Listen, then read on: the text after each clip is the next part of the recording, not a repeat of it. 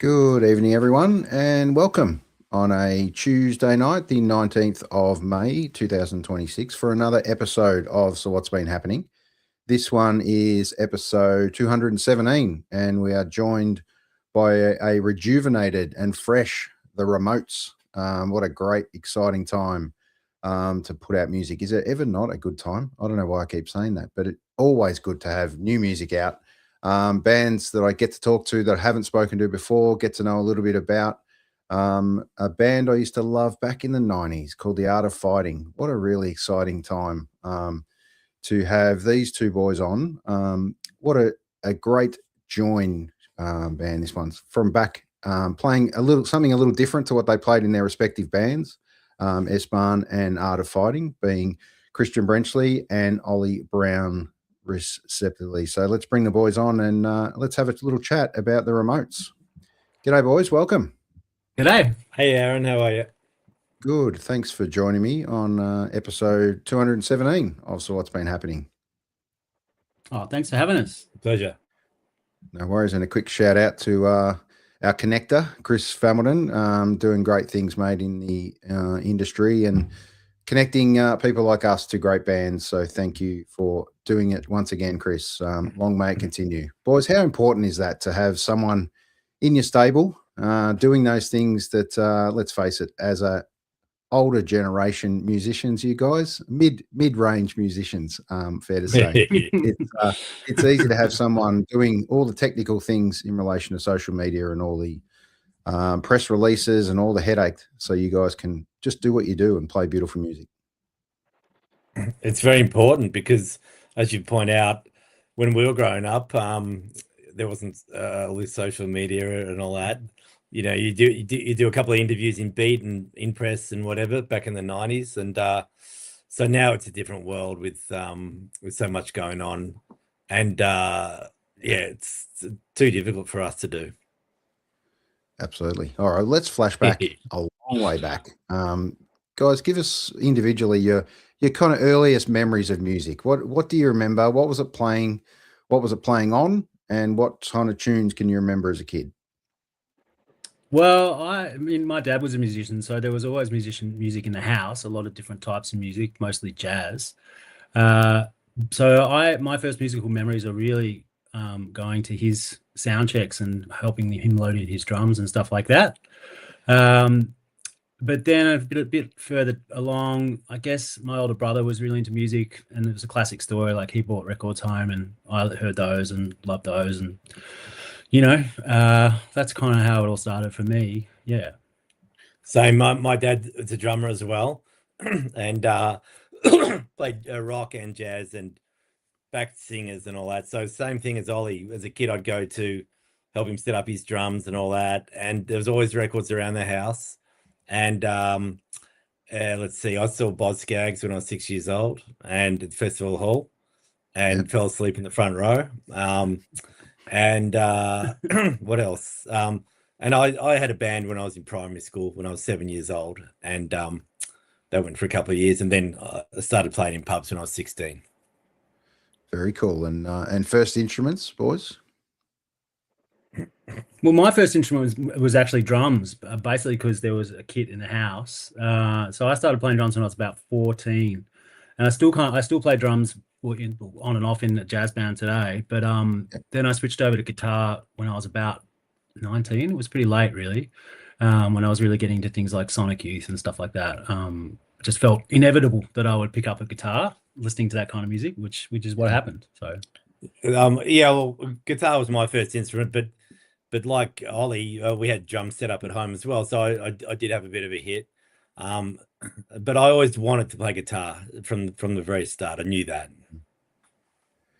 And was this a particular guitarist that you two boys either connected on as you guys eventually ended up together as separate bands, but now recording, put some things together for the Remotes long time ago now, 99. Well, let's not say long time ago. It wasn't that long ago, was it? Really? It's aging all of us, but it was very iconic back in the day. Jesus, there were some great bands in amongst that period. Was there a kind of one guitarist that you guys connected on that kind of formed a little bit of the basis of where the Remotes sit? I wouldn't think so. Not a guitarist. I think where we connected actually was more like, because Art of Fighting was a pretty mellow band, kind of doing the kind of post rock slowcore thing, and obviously S-Bahn were a much noisier kind of noise rock band, and I think we both admired each other's music, obviously, but we were like, what if we combine some of the kind of more angular stuff from S-Bahn with some of the more kind of I guess pretty stuff from Art of Fighting, and see kind of what happens. And I wanted to do something quieter at the time. Something a bit different, so that was going back a long way, and we found that my guitar worked really well with Ollie's songs, and in subsequent years we've written songs well together. Yeah. And let's not forget another great band name from back in the day, Degreaser. What a great name. That's right. Well, I played with them. I lived in New York for a long time, and I played in that band with Tim Evans over there, and did a lot of touring. Yeah, there you go. And we played actually in Melbourne in 2012 when we were both back in town. Yeah. Very cool. Yeah, well, that wasn't that long ago. 2012 at least. Correct. So Correct. Let's not fast forward too far. Yeah. All right. You've obviously the new album called Ready for It. It's a record spanning decades and continents. Can you guys take us back to the origins of the remotes in the late 90s? Give us that that kind of early phase of the remotes. The early phase was, I think, not long after we started hanging out, we decided to make a record. So we kind of pieced together some songs, and there's a guy called Neil Thomason who used to play in a band called Ricane. Great band, and he offered to record it for us on an 8-track at his place, so we did that, and we made a CD out of that called Lonely Tremor, which came out in 99. And then when was it that you moved over to New York again? I moved away from Melbourne in 1999, and I didn't really come back to live here until 2016, so I was away for a long time. And so I visited in 2011 and we played. So every time we'd catch up, we'd get together and write a few songs or whatever. And then, so that's why it's taken so long for this album to happen. And it's fair to say the classic remote, or the remote control, was on pause for a few years. Correct. But, absolutely. Actually, it's very much we'd lost it behind the sofa. Yeah, it was would have almost been an old cordless remote back in the day. Probably, yeah. Or cord, that's right. cord with a cord. I should have said probably. It's they've changed a lot these days. The kids that used to be the remote control back in the day, and I'm interested in where the name came from for the remotes. That's it's going to be a common one, I'm sure. Well, Laura MacFarlane, who's actually playing with us now, who's been a friend of ours since back then, she plays on the record. She plays drums and keyboards and vibes, and anyway, does some singing. Yeah, and she came up with the name back in 1998, and we've been friends for that long. We finally let her into the band in 2025. Yeah. Well, you got to. I don't know what she did. That's right. Yeah. Did she ever say what the genesis of the name was? I just remember sitting around with her, and I said we need a name, and she just said it. I can't remember. It was a long time ago. Yep. One of those simple ones that stuck.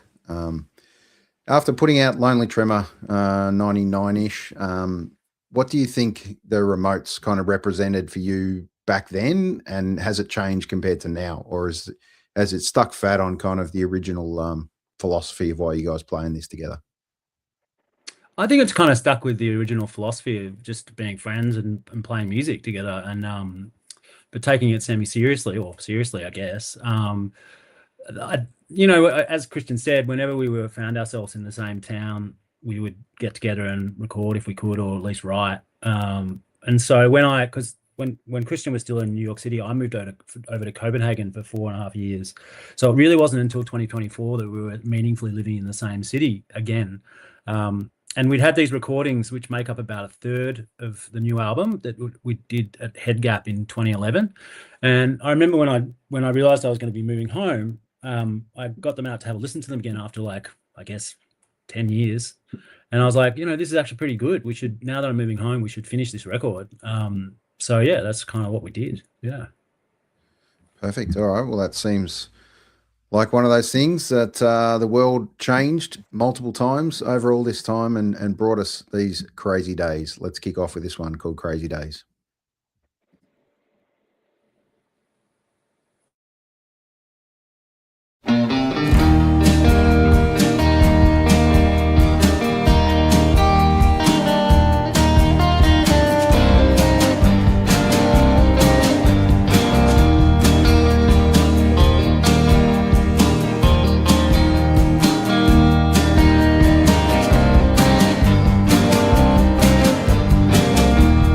Did not drive till she was 42 years old.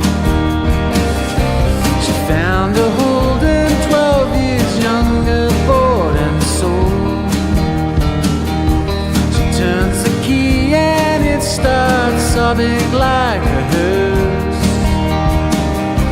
She flips the sun shield down and shifts it in reverse. Put those crazy days away. Turn around and let go back again. To put those crazy days away. Start running and go back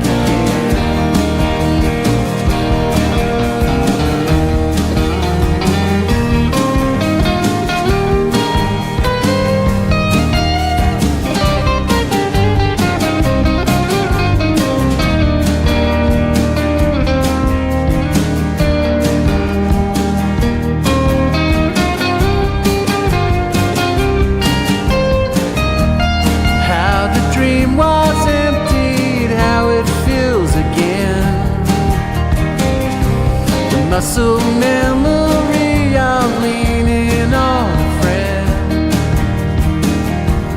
The empty silver road winds on and up the hill. She winds her window down and braces for the chill. To put those crazy days away. Turn around and then don't look back again. To put those crazy days away. Start running and don't go back again.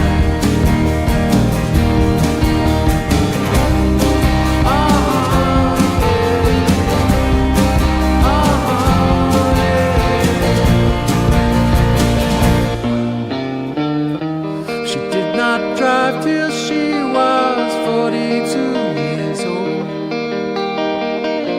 She found a Holden 12 years younger, bought and sold. The empty silver road winds on and up the hill. She winds her window down and braces for the chill. To put those crazy days away. Turn around and then don't look back again. To put those crazy days away. Start running and don't go back again.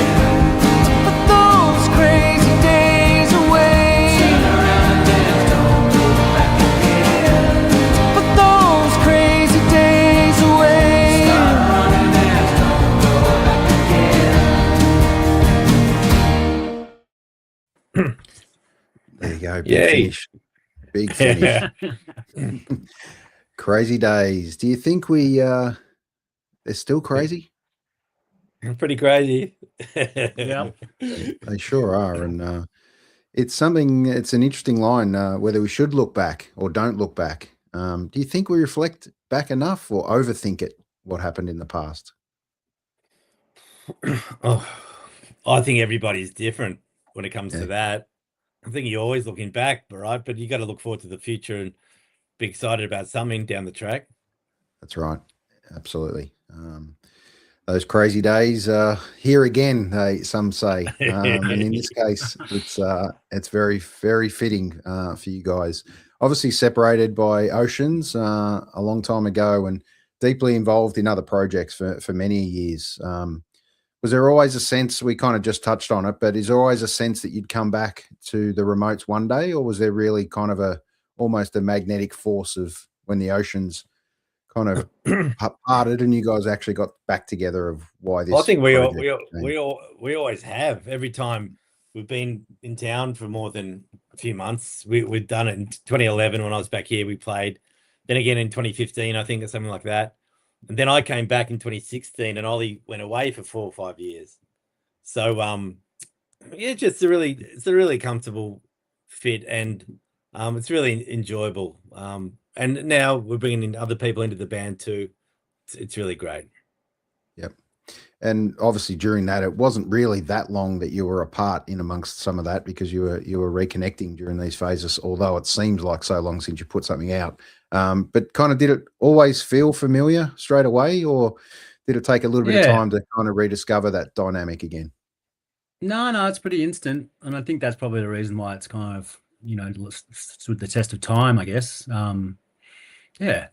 And I don't know. I think there were kind of times, when Kristian was overseas for a really long time, where I was like, bummer about that, about the remotes. But obviously, you played some of the songs in your solo show as well, wouldn't you? I did. I used to. But we obviously had our other bands going on as well, so it was easily to be distracted by that. But yeah, we slopped back in pretty quick. Yeah. Did you think over at any of those times of kind of either recording remotely, putting together collaborations, that sort of thing over the big internet, or was it always somewhere where the connection happens for you together? Well, I think it was a bit harder back then too, going way back.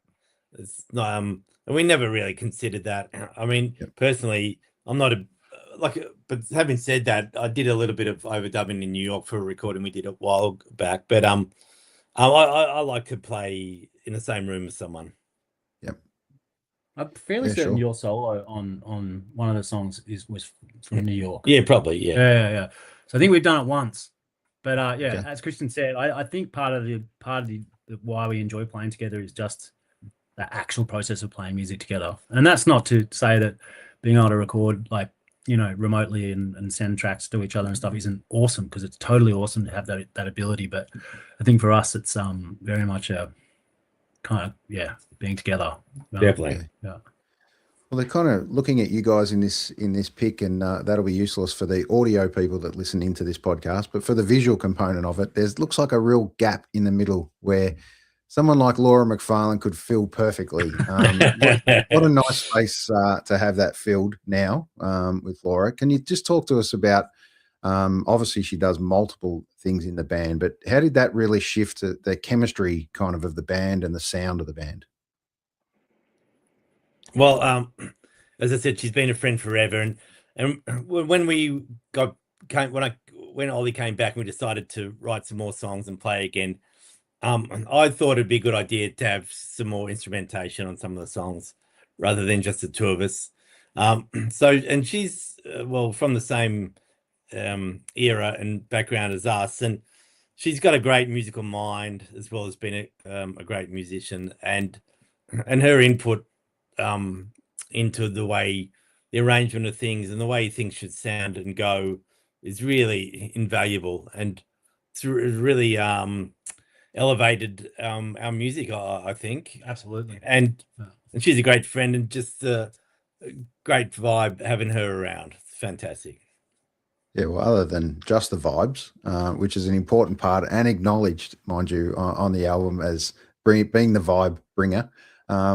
She's when I list all the things, drums, keys, glockenspiel, piano, and vocals in amongst this album, and hopefully I haven't left anything out, but I'm sure she did more than that. She brought the vibes and a really special pillar to this band that is now pushing out new music and into the future, hopefully more. For sure. Hopefully, yeah. Yep, definitely.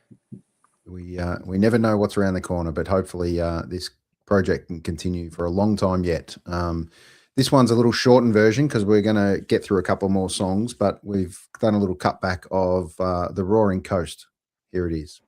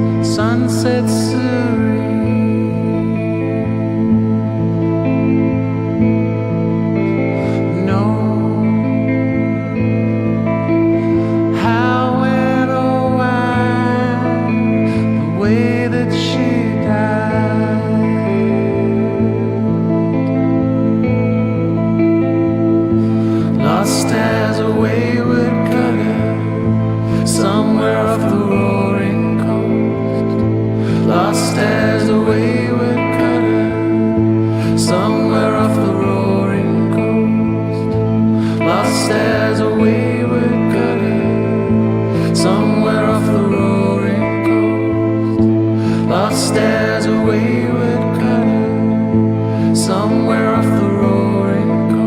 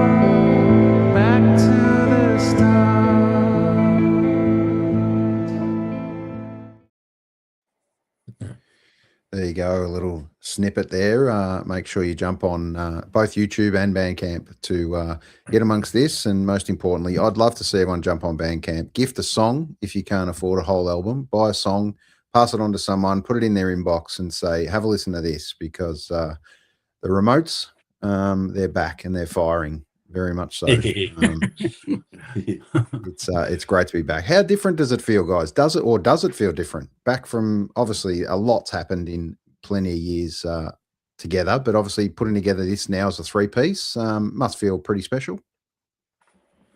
Yeah, it does feel different, I guess, mainly only because it's been so much time and so many other gigs with other different bands and stuff like that. Yeah, but it still feels the same. Just maybe we're feeling a little bit more confident because we were so young when we first did the remote. So yeah, it's so long ago now. And so it's been a year and a half now since we've been playing again together. So, and we've been playing these songs for about a year now. So we're definitely back in the groove. It's hard to remember how it felt in the old days. I think one of the interesting things for me is that, like, some of the songs on the new album, some of them are new, some of them are from last year, about 3 or 4 of them are brand new, but about half of them are from 13 years ago, and then a couple are from like right back when we first started, and we just never recorded them back then. So I guess because I mainly do the singing, like revisiting these songs and singing them again, it's pretty interesting. Because I'm like, what are they? You know, if when you write a song, immediately you know what it's about, but when you revisit a song you wrote 25 years ago, you're like, well, what was it? What's going on here? You know? Yeah, really interesting. You know, from sessions more than a decade ago, you know, how do you approach blending recordings from that phase or songs from that phase? And did you kind of did you kind of tweak some of those, or were they never, obviously they were never put out in those early days, and now the different material now that you've put together from pretty much this year? We did a recording in 2011 when I was back in town, which never came out. So we had that as a basis of what those songs, and there's about 3 or 4 of them, as Ollie said, for this recording. So we had the arrangements and the structures pretty much down. We changed a couple of things. That last one you played is a new song. My friend Sophie Weston plays flute on that. She does play on that live as well. And there's there's a couple of others that are a bit older. So I think they're pretty much the same, but instrumentation's different. Yeah, I think there's 3 songs on the record that are those existing versions. And the interesting thing was we only had the stereo mixes of them. We didn't have any of the stems or anything like that. So we recorded all this new stuff, and then we were like, well, how is it going to sit with that old stuff, different studio? And we couldn't remix it. So there was a bit of massaging of that happened in the mastering. But yeah, it seems to hang together all right. Yeah, Definitely. Sure does.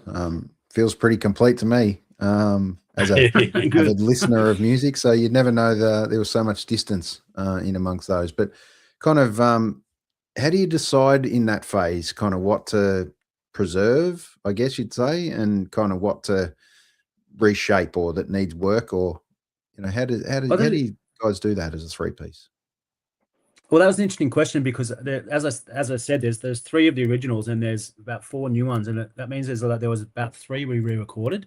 So we actually did new versions of 2, was it 3 or 4, 2 or 3? I can't remember. Okay. Off the top of my head, I can't remember. Yeah. So there's some that are brand new and recorded last year, and then some that were re-recorded of versions of older songs, and then some that were the actual original recordings from 2011. So there's a bit of a mix on there, and I guess when it came to re-recording the older songs, we had Laura with us, and some those older versions, for example, a couple of them didn't have drums, so it was pretty clear like how we were making them different and how we were adding to them, and I think they became better.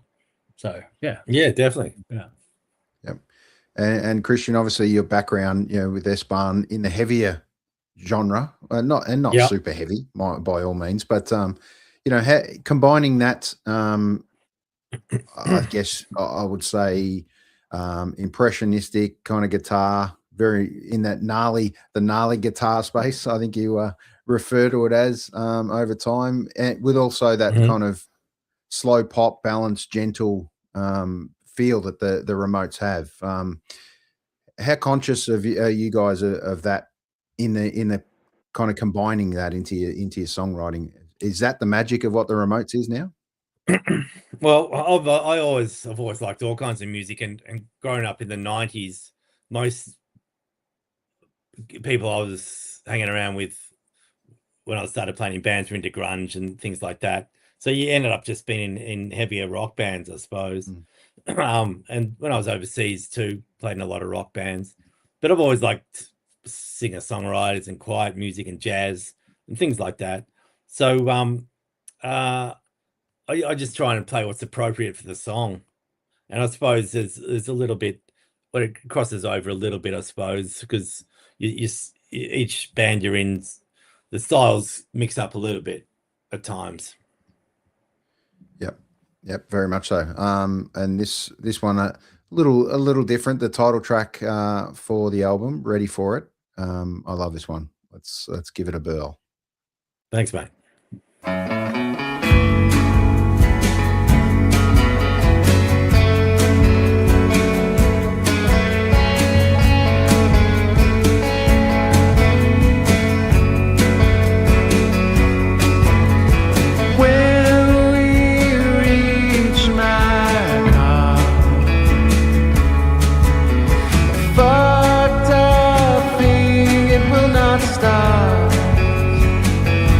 Touch your hand with its many rings, and it starts.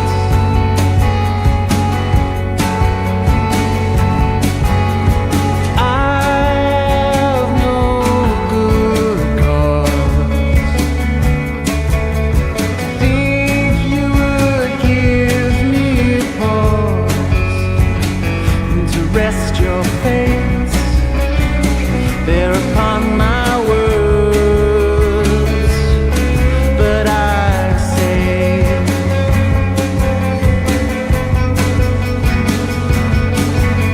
don't take no time if you're ready for it. Don't give no thought if you're ready for it. Don't fame so strong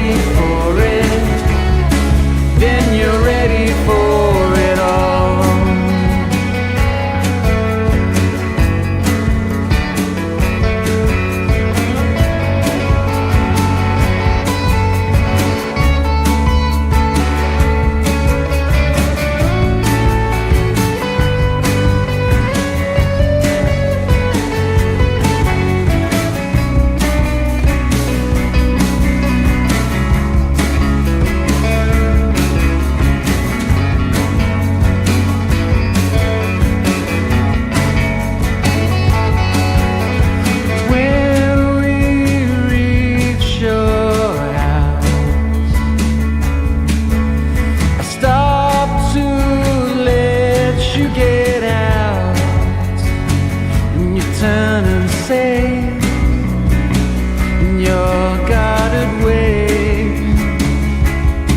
will you stay?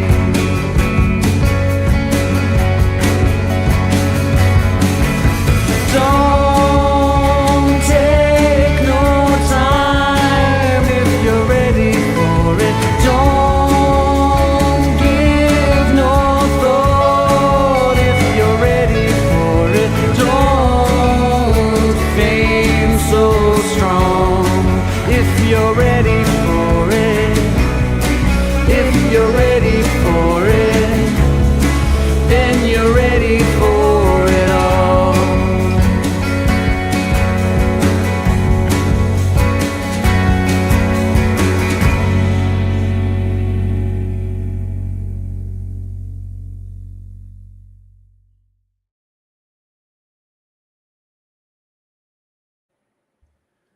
Ready for it. What a great line.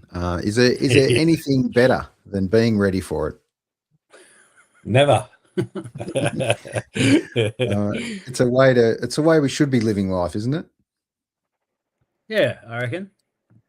Yeah. Pretty good summary of where we should be these days. Let's touch on album art, because during that song we got to reflect a little bit on album art and where that beauty comes in amongst your band. Here it is, the album cover, Ready for It. Talk to us a bit about that one. Well, it's actually a sketch that I had on my iPad that I'd done one day, and I think we were going to have a band meeting. Well, Kristian's partner Carly also did some sketches which kind of inspired it as well, and they actually appear on the inner sleeve, a rendition of them. So we kind of worked on it a bit together. But yeah, like that sketch I just had lying around my iPad, and was just like we were like, this could be it. I don't know. Yeah, they're the lines that were also part of it that Carly had done, which kind of also inspired the rest of the artwork. So yeah, it was a fun process. I just tried to be pretty impulsive about it, really, with cover art, and just try and make something that matches the music. And also, it's not like a lot of records come out these days and don't have a physical copy, so you want to at least try and put some effort into making it something that feels special as well. So pretty easy process in terms of, I didn't do the artwork, but in terms of us all agreeing on it, and we all thought it looked great. So yeah, that was easy. The one thing I do regret though is that I decided to go with a handwritten font, obviously, and so it took me like a really long time. I didn't want to say how long it took to write out all the lyrics. And then I realized that every time we did a new band poster or a new social media image, I had to write all the text out by hand. So it was a very time-consuming process, but I got really good at it. Yeah, it's become your font now for sure. Yeah. And at least an original band poster now. No one else can draw it like that. So it's a nice touch. It's an easy listen and a comfortable listen, which is really nice. But also it's very reflective of that album art, almost sitting there doodling as you're listening to these tunes. So it's a beautiful fit, actually. And in amongst this, a great cover art, a nice big bright shiny red vinyl to go with it. That's pretty important to flash back so many years, and obviously from the 90s when we all loved. Well, vinyl almost had a bit of a dip around that period as well. I think we're in the CDs and Walkman phase by about then. So it's really nice to have this vinyl back, and really important for you guys to get it out there in vinyl, I'm sure. Yeah, it's been really great, and massive thanks to Hobbledehoy Records, who have released the record. They've been really supportive, and we're really thankful. So yeah, it takes a lot of work, not only to come up with the music, but then record it, get it done. What's it going to look like then? How are we going to get it out there? What medium are we going to get it out there on? There's bands out there putting things on cassettes again these days. There's all sorts of things happening out there in the market, but really nice to document it how it should be. A nice big album art is exactly what you want to capture the detail that it should be. And this one will stand out on the record shelves, hopefully. Hopefully. That's the plan. That's the plan. If not, and you love the artwork, buy it anyway. So and gift it to someone else. Definitely. Make sure you tear the plastic off and get this one on your LP player. Most importantly, and you will love it. So there you go, ready for it. And boys, talk to me about touring. Obviously, there's a few you've touched on, a couple of the early shows that you've done in the last few weeks. But what's coming up? We get to see it come up in amongst a couple of these clips. But tell us. Hopefully, you've got something in front of you that reminds you of a few dates there. Yep. Well, we just had our album launch in Melbourne on the 10th at Northcote Social Club, which was fantastic. We played in Adelaide the week before that. We're actually back at the Northcote Social Club this Friday night, supporting Blue Bottle Kiss, who are old friends of ours, and we're on at about 9 o'clock, I think. So that'll be really fun. And then the weekend after, we go on a little tour. We go playing at Townswell's in Beechworth on the 29th of May, which is always a fun time. Usually playing the front bar there. Then on the 30th, we're in Sydney with the Broken Hearts Brigade. That's Jeff Towner from El Mopa. And we're playing there on the 30th of May, Saturday night. At the Gasoline Pony in Cool. Marrickville. Yeah. And then on the Sunday night, we're playing in Thirroul at Frank's Wild Years with Adam Cole. Yeah. Trappist Afterland. Trappist Afterland. Adam Cole's new band. Yeah. Okay. So if anyone's around there, come and say hi and come and see us. It'd be great. Yeah, it's great. New bands, new music. Everyone's out there releasing something. Blue Bottle Kiss, really cool to get this tour up as well. The Revenge is Slow tour, and it returns. And it was great to have a chat to those guys not so long ago. Another one, terrific. Famo, connected us on. So all those Sydney siders and all the bands up north, outside of Melbourne, get along and support these guys on the road. It's a really good connection, a great community in amongst musicians, and don't be the one that only turns up for the headliner. Get there and support all the music. Get along and support the venues. Most importantly, Definitely. It was judging Parmigianas recently in amongst the pubs, so you can do your homework and find out who's got the best Parma or the best pot these days. And depending on which state you're in, they call it all something different, whether it's pots or palmies or all sorts of things these days. But the big togetherness or the big uniting thing is the world of music. So thanks for doing what you do. I know right now, I'm sure you're doing this project for love, because it's not one that pays the bills, unfortunately. You put so much effort in and put so much behind throwing all your hard-earned cash that you've worked years for on other projects at this project, on the hope of not necessarily returning cash, but it most importantly is an outpouring of emotion and things that just had to be done to get this one documented. Definitely. We're just trying to break even. Yeah. Yeah. Yeah. That's exactly what it's about. Last thing you want to do is lose, but who knows? Great experiences, even if you lost money. So thanks for doing what you do, and hopefully there's many more remotes music to come into the future. Thank you, mate. Oh, cheers, man. No worries. Just a couple of few things to go. You're obviously taking this on tour, as we just discussed, but how does this material translate to the live setting? What changes? How does it feel different? Do you extend it past the 3-piece? How does it look in this tour? Yeah, well, some of the songs on the recording, there's some violin and some flute, as Kristian said before. And generally, Sophie and Meg, who played on the record, if they're free, they'll come down to the shows we're playing and play those parts, which is awesome. And then obviously Laura plays all her parts. Yeah, and we've recently had Mia playing bass on Mia 4 or 5 shown songs. bass. Which has been really, really great, because Kristian played the bass on the album, and because it helps propel the music, obviously. So that's been really good. And now these days, we used to, when we first started, we would just play as a duo, but these days we maybe only do 1 or 2 tunes on our own. So Well, actually, at the album launch last week, we did a lot of songs. So it a little bit like some people come on for one, then they go off for another. Ollie and I were on stage for the whole thing. So there was a different, Laura would be on keys on one song, drums. Then so it was really mixed around, but it was so much fun. It was really awesome. Well, it sounds like a must see. And I'm kind of spewing. I didn't get to see you guys at Northcote Social Club, but who knows? Might have to be a little sneaky to come along and check that show out this week. But it's always, we're blessed. We are 100% blessed in Melbourne to have so much live music at so many venues.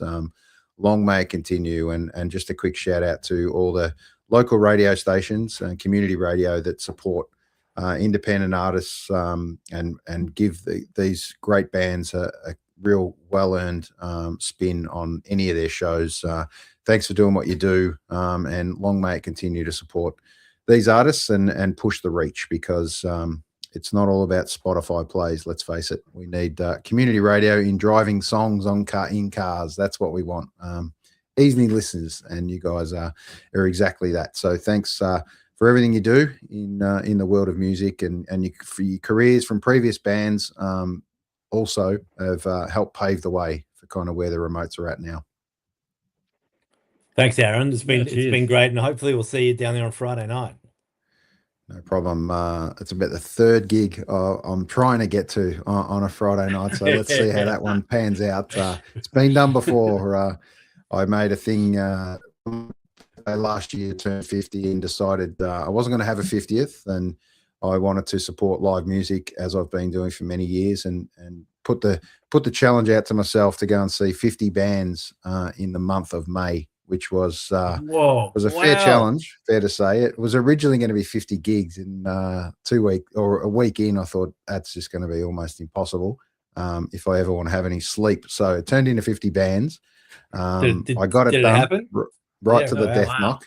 We got there, and it's funny enough, I had about 6 days off of not seeing any music in amongst that time, so I could have really given it a fair smashing. But it just shows you how much music's really out there if you kind of keep looking. From Monday night free gigs to all sorts of things.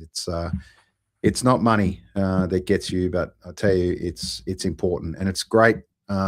It's a great healing process and outpouring of emotion and all those things that come with live music. And I would just want to thank you guys on behalf of kind of all the punters and stuff that get along to your gigs and just get to support live music in a room where you guys transport us from the world of the rubbish that's going on, and we can forget about everything and just kind of tune in and enjoy live music in its fullest. Thanks for doing what you do, and long may it continue. Cheers, Aaron. Cheers, Aaron. Thank you. Thanks for having us. No problem. All right, last question. Now that you're back and ready for it, is this a long term in the sense of what's next for after ready for it? Now that you're ready, how do you kind of continue to push this? We're finally ready for it. What's past ready?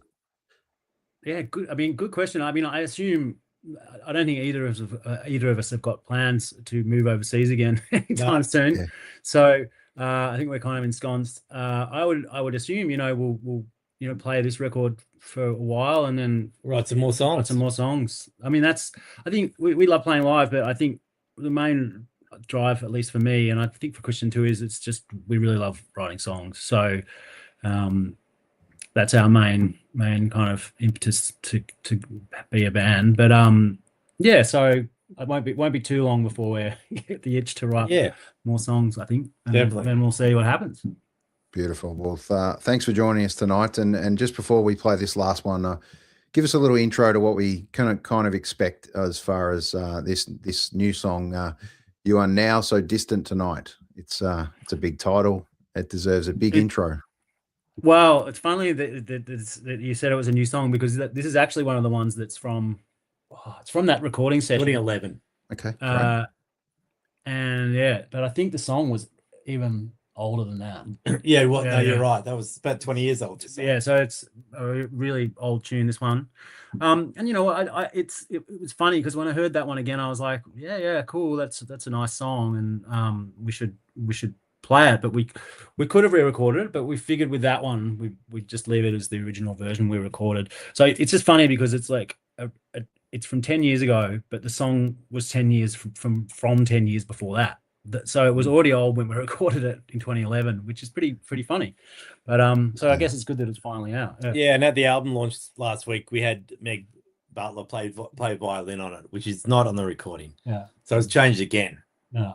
We'll have to re-record it again in 11 years. Yeah, a fresh re-record. It won't be so distant after all, but this one, thanks for joining us. See you out there soon, guys. We're going to play out this one for You Are Now So Distant Tonight. It's a big title and deserves a big play. We'll see you out there. Thanks, boys. Thanks, heaps, Aaron. Thanks, mate. 1, 2, 1, 4.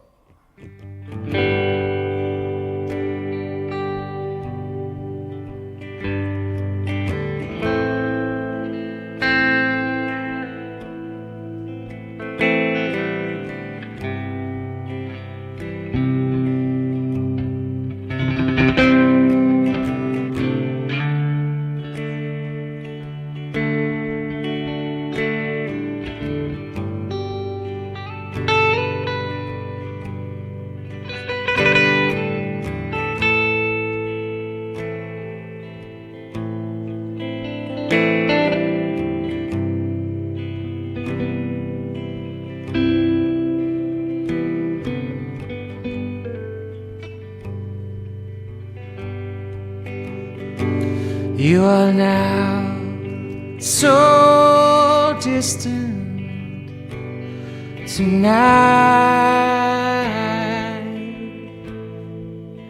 that I am shouting and I am screaming out of my window.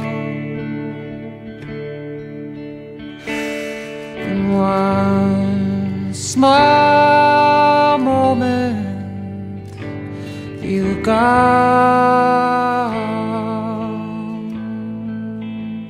throw like stream all our memories, commitments never held on,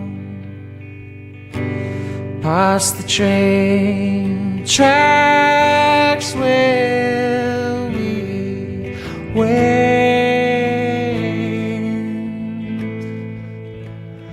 over roads and separation of cement,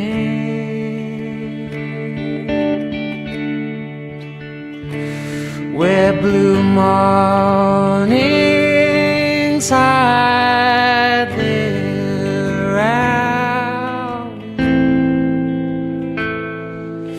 in busy stations, going to places nobody wants to go.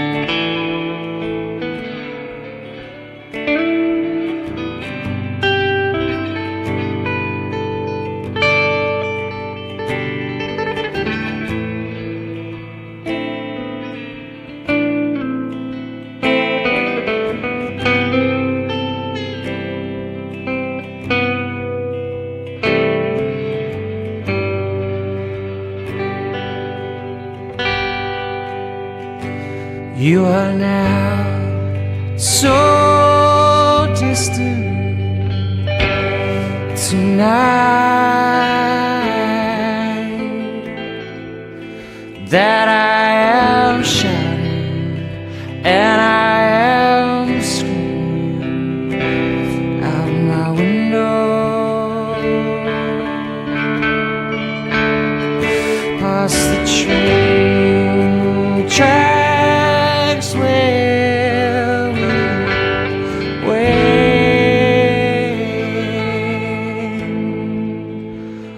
over roads and separation